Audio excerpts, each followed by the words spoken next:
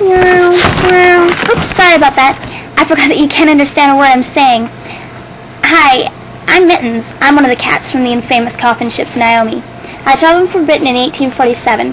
Everybody knows about the Naomi there because it was one of the two worst coffin ships to make port in Canada in 1847. One of the biggest reasons there even were coffin ships is because people were getting kicked off their land and they needed a place to go. So they boarded to the New World. I remember the voyage when my ship was chartered by Major Dennis Mahon of Roscoma. Did you know that Major Dennis Mahon ended up getting shot because his ships weren't seaworthy? Oops! Well, that's another story. He got shot after the voyage I'm talking about.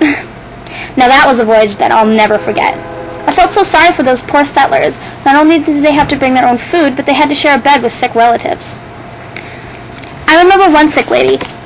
She'd gotten dysenteria and became extremely ill because she'd eaten meat that had gone bad. This kind of thing happened to a lot of people because there were no means of refrigeration. I'll always remember little Dennis Barnes, though. He was only 6. He was a passenger on the Naomi that summer. He was such a cute little kid. He had a big head of curly blonde hair and bright, bright green eyes. Dennis was poorer than poor can be, but he still shared his bread with me. He always talked about his father, Dennis Sr., even though he wasn't on the ship with him. Dennis was traveling with his big sister, Marie. On the day that I met Dennis, the sea was very calm, the sun was out, and my ship's captain decided to take mercy on the below-deck passengers. Those poor souls hardly ever got to see the light of day. They were crammed in below decks like cans of sardines. Sardines. Wow. Oh, I'm hungry. You can tell. Well, anyway, just as he was heading up the stairs, he ran back to find me. I was sniffing out my lunch when all of a sudden I was lifted up into the air by the little boy's arms and dragged to the deck. You should have seen Dennis's face as we arose from the depths of darkness to daylight.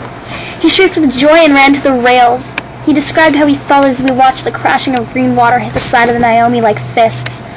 I hated water and quite often got seasick, but the expression of discovery and content made me stay by his side that day.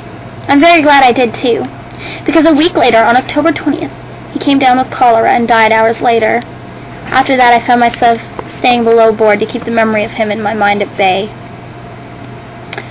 I did finally reach the New World, but some weren't so lucky. Only a fraction of us made it back, and all of the people who were sick got put in little shacks on a place called Gross Island until they got better or died.